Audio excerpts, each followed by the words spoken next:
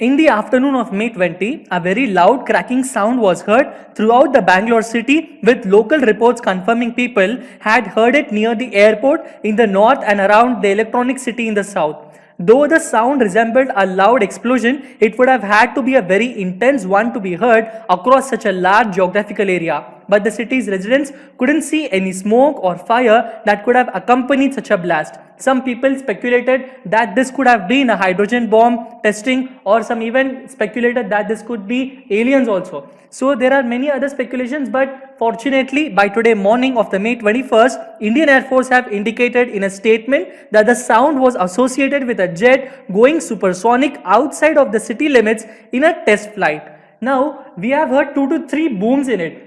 Are there n number of aircrafts behind it? And if there is only one aircraft, how can one single aircraft produce n number of booms? And why is it giving so many booms for us? Experts claim that this particular boom sound is known as the sonic boom, or in other words, the supersonic boom. Now, what is this actually about? So let us begin with understanding about the science behind it. Shall we? SSB Crack Exams is India's largest, most preferred online defense exams preparation portal. It is one-stop solution for you if you are preparing for NDA, CDS, AFCAT, INET, Territorial Army, and Indian Air Force, Airmen Group X and Group Y. You can follow us on YouTube, Instagram, Twitter, Telegram, and directly visit us through our website learn.ssbcrackexams.com and directly download our app from Google Play Store, where you can have each and every defense-related information, examination-related content in your hands.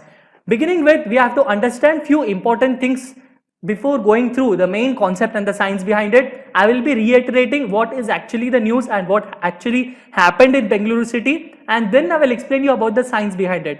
And what all things are we going to discuss in this particular session is that I will tell you what is actually a compressible flow, what is a supersonic flow, what happens in that supersonic flow, what is the supersonic cone, and when does it boom. Okay, beginning with the news that we have received, that a very loud thundering sound was heard in several parts of Bengaluru city on Wednesday afternoon, that is yesterday, triggering panic among the residents.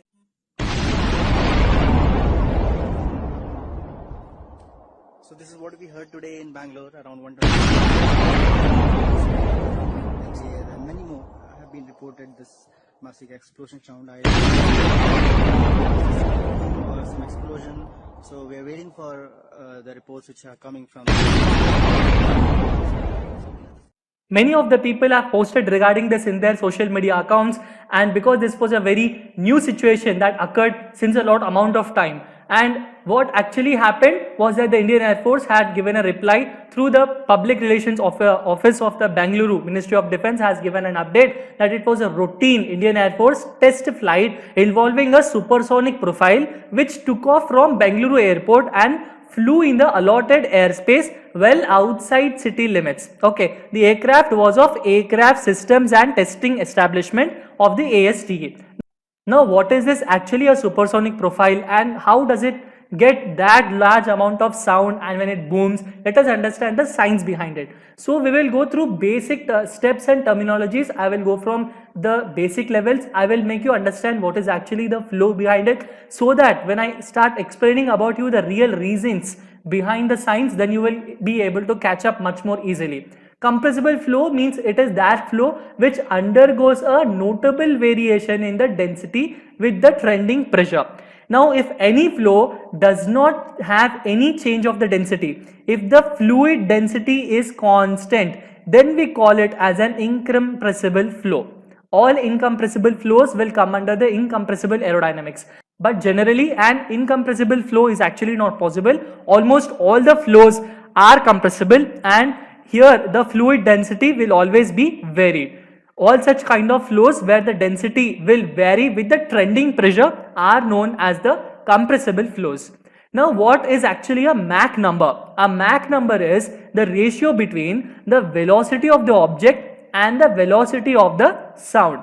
That means the velocity of the sound is around 330 meters per second, or it can be more than that also. Velocity of sound varies with the different altitudes, and it depends in the medium also. Velocity of sound is a very important factor. The more the velocity of sound, the less the Mach number. That means if you are having velocity of sound more, if the object is moving less than the velocity of sound, that means it has a lesser Mach number. All the Mach numbers which have been from the 0 to almost 0.3 to 0.8. All of those flows are known as the subsonic flows. All of the incompressible flows are also coming under the subsonic flows in the definitions, and mostly all of the subsonic flows are compressible. Next is that those flows who have the Mach number from 0.8 to 1.2 in general are considered to be a transonic flow.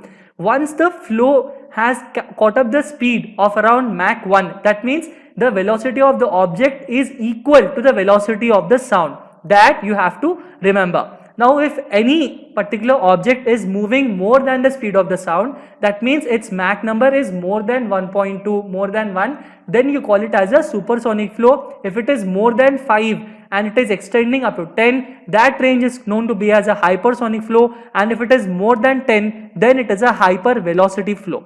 Okay, these are the Mach number flow regimes. One thing you have to remember is that to understand how a sound is produced, you have to understand what is actually that particular thing that is producing the sound. It is not the aircraft that is producing the sound. Along with the aircraft, there is some other factor also associated in the production of the sound when considering the supersonic aerodynamics. Let us understand what happens in a supersonic flow. Now that we have many military fighter aircrafts, most of the fighter aircrafts are supersonic, and many researchers and scientific establishments are working towards creating much more supersonic aircrafts and much more strategic aircrafts, wherein which the pilots, when seated inside it, will be able to experience the varied gravitational forces and they can bear them. Shock waves are those waves which are formed when a pressure front moves at supersonic speeds and pushes on the surrounding air. Shock waves are formed only when the Mach number is greater than 1. That means shock waves are formed only in supersonic and hypersonic flows, not in the subsonic flows. That you have to remember. There are some cases where the bodies even produce normal shock waves when they are moving at a Mach number equal to 1 when at the transonic speeds. That we have to remember. The Doppler effect is a phenomenon observed whenever the source of waves is moving with respect to an observer. This can be described as the effect produced by a moving source of waves in which there is an apparent upward shift in the frequency for the observer and the source are approaching, and an apparent downward shift in frequency when the observer and source is receding. Let us see a very basic example we are most familiar with. Perhaps you can recall an instance in which a police car or an emergency vehicle was traveling towards you on the highway. As the car approached with its siren blasting, the pitch of the siren sound will be very high. And then suddenly, after the car passed by, the pitch of the siren sound was very low. That is actually a phenomenon of the Doppler effect, a shift in the apparent frequency of a sound wave produced by a moving source. For a person sitting in the car, the sound is constant, but a person who is not in the car, who is completely outside of the medium, that particular person, for him, there will be an apparent change in frequency. Now you have to understand that there is a lower frequency here and then there are higher frequencies here. Doppler effect, this is the way. This is a situation where an aircraft, consider this particular dot as an aircraft, the blue dot as an aircraft, and it is moving in a subsonic speeds. When it is moving in subsonic speeds, we have a normal Doppler waves building up here in a normal way. When it is starting to move in a much more higher speeds, then a shock wave is created. Once all of the Doppler waves are at the same point, then all the waves are concentrated together and then a shock wave is produced. In the same way, when there is an aircraft also, when the aircraft is moving with a higher supersonic speeds, then also you can observe shock waves getting built up here. Okay, these shock waves, it is not compulsory that they get built up on the tip only or in the middle surface itself or in the ending surface itself. It depends on the shape and the geometry of that particular aircraft. Now when this particular thing is moving with much more frequency, then this will acquire a supersonic propulsion speed. Once it acquires a supersonic speed, then we can hear the sonic booms. Now when does the sonic boom form and what are the main reasons behind it? The sonic boom is a sound associated with the shock waves which can generate enormous amounts of sound energy, sounding like an explosion or a thunderclap, just like a clap to the human ear. The crack of a supersonic bullet passing overhead, the crack of a bullwhip are examples of a sonic boom in miniature that we have to understand. If you are standing on the ground when a supersonic aircraft passes overhead, you might hear a sonic boom. A sonic boom occurs as the result of the piling up of compressional wavefronts along the conical edge of the wave pattern. These compressional wavefronts pile up and interfere to produce a very high pressure zone. Instead of these compressional regions reaching you one at a time in consecutive fashion, they all reach you at once. Since every compression is followed by a rarefaction, the high pressure zone will be immediately followed by a low pressure zone, and this is the one that is creating a very loud voice, which is known as the boom, a sonic boom. What are the factors that are actually affecting this sonic boom? It can be the speed of the aircraft. The more the supersonic it is, the more sound you get it. The shape and the geometry of the aircraft are also an important factor that are affecting the sonic boom. The more smoother and the more better and aerodynamic the aircraft is, the more lesser we hear the sonic booms. Altitudes at which it is flying is also a very important phenomenon, because the more lesser the altitude is, the more denser the air medium is, and if there is a more increase in the density, then we can hear a more larger boom sound. Even the inclination to the flow is also a very important factor. You can see it here in a very perfect diagram. The more inclinated the aircraft, the more bigger the wavefront it can produce. Next is about the temperature factors and the aircraft structural factors, and the other cases include the aerodynamic drags and all other forces that are being induced by the aircraft, on the aircraft and upon the aircraft.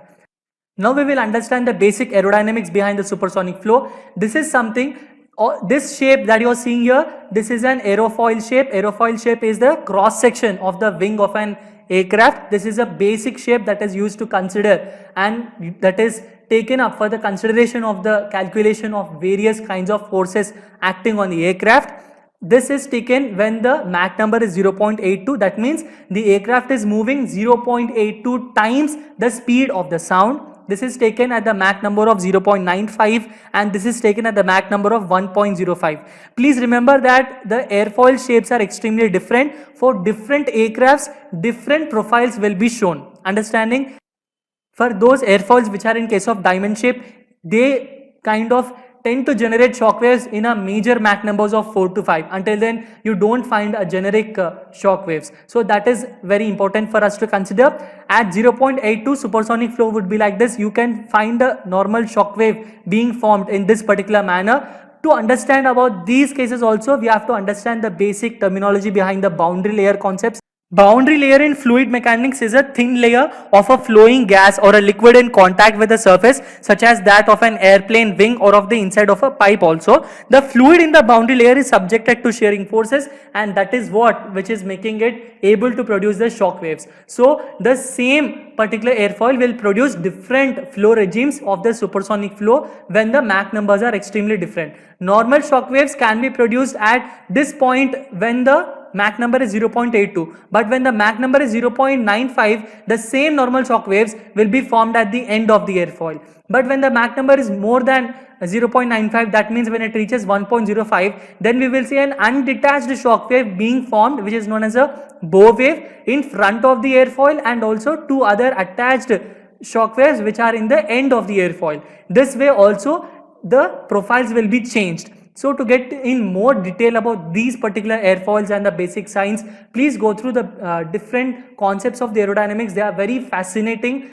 and the subject is extremely intriguing. You will fall in love with the subject if you are able to understand the aerodynamic sections of the aircrafts. All those who are aspiring to become the Air Force pilots have to go through the basic concepts behind these. Next is about what are these shocks good, and when can we consider these shocks as good ones or a bad ones. That also we have to consider. Shock waves are used in orthopedics for the treatment of painful insertional tendinopathies and the non-healing bone fractures. So in one way it is good, but when does it not become good? People can even die of the internal injuries it can cause. The shock waves are also very dangerous. It even kills by sudden overpressure. As little as a 2 psi can be fatal, and 4 psi almost always kills. Lesser amounts can cause severe damage to hollow organs like ears and lungs if you are near a shock wave. Now you might be thinking that human technology is the only one that has made the supersonic and hypersonic flows possible. Then you're thinking it wrong, because nature is always first. Have you ever heard about a mantis shrimp? Mantis shrimp might just be the best boxers in the world. They smash apart the shellfish with oversized teardrop shaped forelimbs that can snap out with more acceleration than a .22 caliber bullet. One punch can deliver over 1500 newtons of force. And let me tell you that this particular force is produced only if the shrimp is hitting with a supersonic speed. Now let us have a basic understanding about what is actually the ASTE. The Aircraft Systems Testing Establishment is a premier establishment in the Indian Air Force which conducts the flight testing of aircraft, airborne systems and weapon stores prior to their induction into the Indian Air Force. So for the modern world, aerodynamics is a very important science. It used to save fuel or anything that must move quickly through the air. It used to make such vehicles stable. It also makes our streets safer around large skyscrapers. Because of air, and air is the cause of aerodynamics, it explains these phenomena. That's why aerodynamics is an interesting subject, and we follow this from a very small ball to an extremely large ballistic missiles. And it becomes our responsibility as aspirants of defense to understand the laws of this, because in future we might be working with them too. Until then, stay tuned to SSB Crack Exams for more knowledgeable and interesting contents. Stay home, stay safe, and Jai Hind.